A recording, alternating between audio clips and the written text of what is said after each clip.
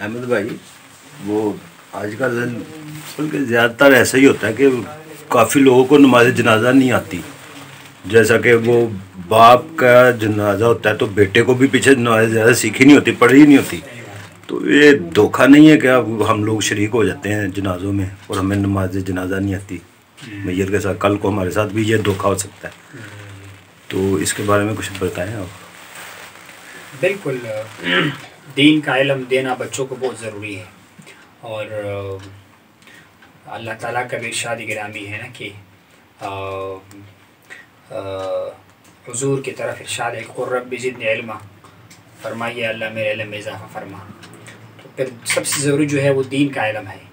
اور دین کا علم جس بچے کے پاس ہے تو وہی بیٹا، وہی اولاد باپ کے کام آئے گا. وہی اولاد باپ کے لیے آخرت میں بھی کام آئے گا اور دنیا میں بھی کام آتا ہے. حدیث شریف میں بھی ہے کہ علم جو ہے یہ نور ہے، روشنی ہے، انسان کو جہالت سے نکال لیتی ہے. ہمارے ہاں مصیبت یہ ہے کہ اسکول میں ڈال دیا بچے کو، کالج پڑھوا دیا، ڈاکٹر بنا دیا، PhD بنوا دیا، لیکن بیسک جو دین کے مسائل ہیں ان سے بچے لا علم رہ جاتے ہیں. بہت ضروری ہے کہ انسان اپنے اولاد کو نماز کے بعد یہ جو باقی مسائل ہے، زکوٰۃ کے مسائل ہے، پھر یہ جو نماز جنازہ جس طرح آپ نے بتا دیا جنازے کی نماز ہو گئی، اسی طرح جو ہے وہ مومن بھی کن چیزوں پر ایمان لانا ضروری ہے. اللہ تعالیٰ کی صفات کے بارے میں علم ہونا چاہیے کہ اللہ تعالیٰ جو ہے وہ سمیع ہے، علیم ہے، بصیر ہے، وہ متکلم ہے، وہ زندہ ہے، اس کو موت نہیں آتا. پھر اسی طرح دوسرے نمبر پر جو ہے وہ رسول کے بارے میں، اللہ کے نبی کے بارے میں، اور اس کو کس حیثیت سے ماننا ہے. صرف کلمہ پڑھنے سے حق ادا نہیں ہوتا، بلکہ حضور کے بارے میں پہچان کہ وہ اللہ کی طرف سے ایک ایسی ہستی آئی ہے جو دین لے کر آئے ہیں، اور ان کی بات ماننا ہمارے لیے ضروری ہے، ان کی اطاعت ضروری ہے. پھر حضور کی جو امت پر حقوق ہے ان سے محبت کرنا، ان کی پیروی کرنا، ان پر درود پڑھنا، ان کے اولاد سے محبت کرنا، صحابہ سے محبت کرنا، اس کے بارے میں علم ضروری ہے اولاد کو سکھانا. اور زکوٰۃ کے مسائل آج کل تو ماشاءاللہ لوگ بڑے بڑے بزنس مین ہوتے ہیں، کاروباری ہوتے ہیں، پراپرٹیاں ہوتی ہیں، کارخانے ہوتے ہیں، لیکن زکوٰۃ کے بارے میں علم صفر ہوتا ہے. زکوٰۃ جس طرح نماز ضروری ہے، قرآن میں بے شمار جگہ پر ہے کہ نماز پڑھو، ساتھ میں زکوٰۃ کا بھی ذکر ہے. وَأَقِيمُوا الصَّلَاةَ وَآتُوا الزَّكَاةَ. زکوٰۃ کی تفصیل کسی کو پتہ نہیں ہوتا. زکوٰۃ جس مال سے نہ دی جائے وہ مال سانپ بچھو کا شے رکھتا کرے گا قیامت کے دن. اور یہ فقیروں کا، مسکینوں کا حق ہے. اب زکوٰۃ کس کو دینا ہے؟ اگر زکوٰۃ کا علم نہیں ہوگا تو مسائل کا سامنا کرنا پڑے گا. لوگوں کے پاس زمینی ہے، بڑے بڑے دیقان ہوتے ہیں، زمیندار وڈیرے ہوتے ہیں، عشر کا کوئی کانسیپٹ نہیں ہے. عشر واجب ہے، لازم ہے انسان کے اوپر. آپ کے پاس 10 بوری چاول آ گئی تو 1 بوری آپ نے فقراء مساکین کو دینا ہے. کسی کو اس کا علم نہیں ہوتا، یہ سکھاتے نہیں. ہماری نصاب کی بڑی بدقسمتی ہے، اور ہمارے جو ہے وہ تعلیمی نظام کے بڑے بدقسمتی. یہ ملک دین کے نام پر بنا ہوا ہے، لیکن ہاں دین کے بارے میں ضروری علوم نہیں ہوتے ہیں. تو آپ نے جنازے کی نماز کی مثال پیش کی. مومن بھی کا علم ہونا چاہیے فرشتوں کے بارے میں، آخرت کے دن کے بارے میں. اور اس کے علاوہ اخلاقیات، یہ بھی ایک شعبہ ہے دین کا کہ آپ نے ماں باپ کا ادب کرنا ہے. بیوی آتی ہے گھر میں، تھوڑی سی تیز بیوی ہوتی ہے، بیٹے کو اپنے باپ سے جدا کر دیتی ہے. اگر باپ نے اس کو یہ چیز سکھایا ہوتا کہ باپ کا کیا حق ہے، ماں کا کیا حق ہے، تو کبھی بھی بیٹا اپنی بیوی کی باتوں میں نہ تھا. لیکن جب آپ نے باپ نے نہیں سکھایا اس کو اپنے باپ نے نہیں سکھایا تو جہالت تو پھیلتی چلی جائے گی نا.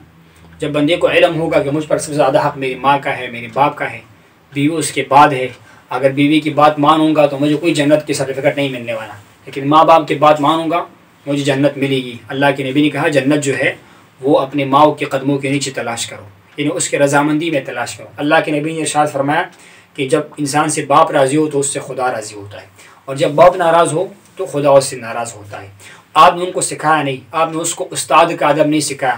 دین کے استاد کا میں ہر استاد کا ادب کرنا چاہیے، بالخصوص دین کا، عالم دین کا، علماء کا. آج کل علماء کو بالعموم ٹارگٹ کیا جا رہا ہے. جو ہمارے تعلیم یافتہ طبقہ ہے نا، دنیاوی تعلیم یافتہ، علماء کو ہیٹ کر رہا ہے. حالانکہ علماء ہی ہمیں دین پہنچاتے ہیں، نماز سکھاتے ہیں، ہمیں اٹھنے بیٹھنے کا طریقہ سکھاتا ہے. ہم پیدا ہوتے ہیں، عالم ہمارے کان میں اذان دیتا ہے، ہمیں نماز وہ سکھاتا ہے. اور اسی کے بارے میں قیامت کو ہم سے پوچھا جائے گا. آپ ڈاکٹر بنے نہیں بنے اس کا سوال نہیں ہوگا. آپ نے پیسہ کمایا، ہاں پیسہ کیسے کمایا اس کا سوال ہوگا. حدیث مبارکہ میں ہے 4 چیزوں کے بارے میں سوال ہوگا.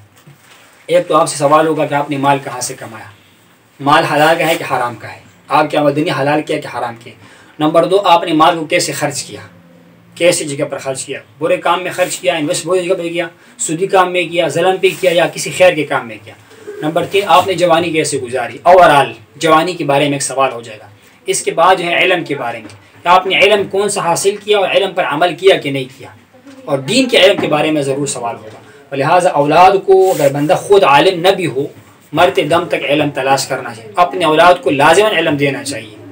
اور اس کی کتنی فضیلت ہے کہ ایک بندے کا بیٹا قرآن سیکھ لیتا ہے، اس کو یاد کرے، اس پر عمل کرے، اس کو سمجھے، تو اللہ تعالیٰ اس بچے کی برکت سے اس کے ماں باپ کو قیامت کے دن جو ہے وہ روشنی اور نور کا تاج سر پہ رکھے گا اور اس کو ممبر پر بٹھایا جائے گا۔ تعلیم کس نے کیا؟ بیٹے نے کیا، لیکن فائدہ کس کو مل رہا ہے؟ باپ کو مل رہا ہے۔ ایک بندہ بڑا گناہگار دنیا سے جاتا، حدیث مبارکہ میں ہے، مشکوٰۃ شریف کی حدیث ہے، اور اس کی گناہوں میں وہ لد رہا ہوگا، قیامت کے دن اس کے لیے درجہ بلند ہوگا، اس کے لیے مغفرت ہو جائے گی۔ یا اللہ یہ کدھر سے مجھے یہ مقام ملا؟ جواب ملے گا بے استغفار ولدک، تیرے بیٹے نے تمہارے پیچھے استغفار کیا، اِثار ثواب کیا، آپ کے لیے دعائیں کی، مغفرت طلب کی اللہ تعالیٰ سے، تو آپ کو یہ مقام ملا۔ بیٹے کو توفیق نہیں ہے ڈیفینس میں جاؤ، وڈیروں کی قبروں پر کوئی نہیں جاتا، بیٹے اپنی دنیا میں مگن ہے اور اسی میں مر جاتے ہیں، آگے اس کے اولاد بھی اسی طرح، جس طرح انگریزوں کا گوروں کا معاملہ ہے نا، اسی طرح نہیں۔ دین میں یہ ہے، حضور پاک مبارک قبروں پہ جاتے تھے، ان کے لیے دعا کرتے تھے، بقی شریف میں جاتے تھے، احد شریف میں جاتے تھے۔ ہمارے لیے تعلیم یہ ہے کہ ہم اپنے اولاد کو یہ سکھائیں، یہ اخلاقیات، یہ اقدار ان کو سکھائیں، تو کل بیٹا ہمارے کام آئے گا، ہمارے گھر کے کام آئے گا۔ بہت ضروری ہے کہ آپ بچوں کو کھانے پینے کا طریقہ سکھائیں، لباس پہننے کا طریقہ سکھائیں، سلام ڈالنے کا طریقہ سکھائیں۔ حدیث مبارکہ میں حضور نے کہا راستے پر نہیں بیٹھنا۔ اس زمانے میں تو یہ بیٹھنے کی جگہ کم ہوتی تھی نا، راستے ہی ہوا کرتے تھے۔ اگر آپ نے بیٹھنا تو راستے کا حق ادا کرو۔ یا رسول اللہ راستے کا حق کیا ہے؟ فرماتے راستے پہ بیٹھو تو سائڈ پہ بیٹھو، رکاوٹ نہ پیدا کرو، سلام کا جواب دیا کرو۔ کسی کو راستے کا نہیں پتہ کدھر جانا ہے، آپ اس کو راستہ سکھاؤ، گمراہ کو آپ راستہ سکھاؤ، اور نظروں کو نیچے رکھو، یہ اور آواز کو اونچا، یہ سب راستے کے حقوق ہیں۔ تو راستے کا حق ادا کرنا یہ بچوں کو سکھانا ضروری ہے۔ واش روم میں لوگ جاتے ہیں، مجھے بات کرنے دیجیے گا، ہم اکثر دوستوں کو بتاتے ہیں کہ لوگ جو ہے ان کو یہ پتہ نہیں ہوتا کہ ہم استنجا کیسے کریں۔ واش روم میں جاتے ہیں، استنجا کے باہر نکل آتے ہیں۔ انسان کا جو نظام ہے نا، یہ جو یورین کا نظام ہے، پیشاب کا نظام ہے، اس میں ٹائم لگتا ہے خشک ہونے میں۔ اگر آپ کا وہ استنجا خوش نہیں ہے، قطرے خوش نہیں، اور آپ باہر نکل آئے، آپ کے کپڑے خراب ہو جائیں گے، آپ کا وضو درست نہیں ہوگا، آپ کی نماز نہیں ہوگی۔ استنجا کا طریقہ سکھانا چاہیے، بولنا چاہیے طریقے سے، استاد کو بتانا چاہیے، باپ کو بتانا چاہیے۔ آپ واش روم میں جاؤ، جب آپ فارغ ہو جائے تو آپ ٹشو پیپر یا مٹی کی ڈھیلے اس کو استعمال کرو، اس کو استبرا کہتے ہیں نا۔ جب آپ کو یقین ہو جائے کہ میرا وضو خشک ہو گیا، قطرے خشک ہو گئی، کھانس کر یا تھوڑا ٹھہل کر، اس کے بعد پانی سے استنجا کر لیجیے گا، اس کے بعد شلوار بند کر لیجیے گا، اور اس کے بعد آپ وضو کر لیجیے گا۔ یہ چیزیں بتانی ضروری ہے، لوگ بتاتے نہیں ہیں۔ اسی طرح نکاح کے معاملات ہیں، کہ انسان گفتگو میں غلط الفاظ بول لیتے ہیں، معاذ اللہ کفر کا کلمہ بول لیتا ہے، اس سے نکاح ٹوٹ جاتا ہے۔ اگر میاں کافر ہوا، مرتد ہوا، یا بیوی مرتد ہو گئی، کافر ہو گئی، تو اس سے نکاح ٹوٹ جاتا ہے۔ اس کے بعد کانسیپٹ نہیں ہے کہ بندہ اس کو بتائے کہ نکاح آپ کو کرنا پڑے گا، دوبارہ نکاح نہیں کرے گا تو پورا عمر معاذ اللہ بغیر نکاح کے وہ رہیں گے۔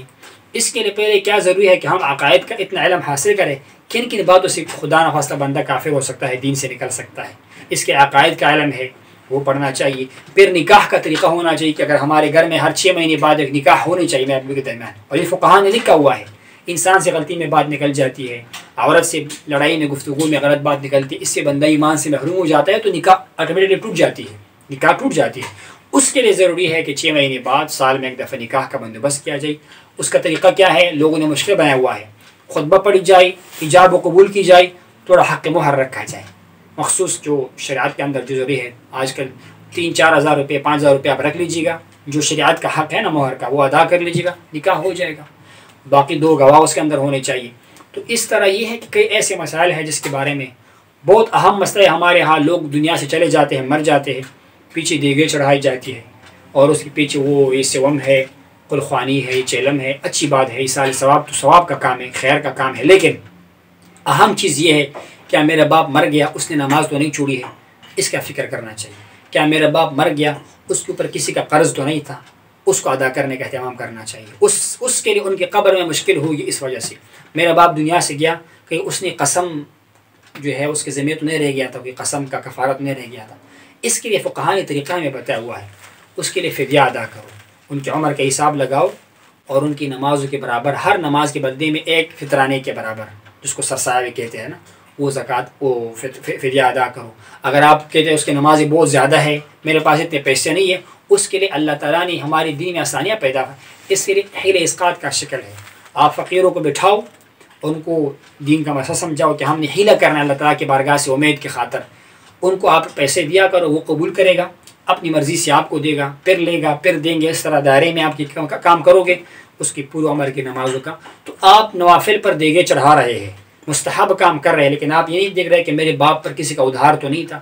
اگر شہید کے اوپر بھی ادھار ہونا تو شہید کے لیے بھی قبر میں مصیبت ہوگی، اس کے لیے بھی مشکل ہوگی، حالانکہ شہادت کا بہت بڑا مرتبہ ہے۔ تو نماز کا فکر کرنا چاہیے کہ میرا باپ دنیا سے گیا، اس کے لیے فدیے کا بندوبست کرو، حیل اسقاط کا بندوبست کرو، اس کے اوپر اگر زکوٰۃ رہ گیا ہے اس کا کوئی طریقہ نکالو، بندوبست کرو، قسم کا کفارہ، نظر کا کفارہ، یہ اہم چیزیں ہیں۔ یہ دین کے علم سے ہمیں سمجھ آئے گی، یہ علم اپنے بچوں کو دینا بہت ضروری ہے۔ کل قیامت کے دن آپ کی PhD ڈگری، ڈاکٹریٹ کی ڈگری، یہ دنیا کی ڈگریاں کام نہیں آئے گی، وہاں علمی دین کام آئے گا، اور ضروری مسائل، پورا علم تو ظاہر بات ہے جب تک انسان ہے علم چلتا رہے گا، لیکن جو مست علوم ہے نا ضروری، نماز، روزہ، زکوٰۃ، حج، نکاح، طلاق اور معاشرت، کاروبار، سود کی حلال حرام کے، یہ مسئلے سکھانا اولاد کو بہت ضروری ہے، اور جس نے اولاد کو سکھا ان کے لیے راحت ہوگا۔ اور کئی بار ایسے بھی ہوتا ہے، حدیث مبارکہ میں ہے کہ آپ خود کسی بات پر عمل نہیں کر سکتے ہو نا، لیکن آپ کسی کو بات پہنچاؤ گے، وہ اس پہ عمل کرے، اللہ آپ کو اس کا ثواب بھی عطا فرمائے۔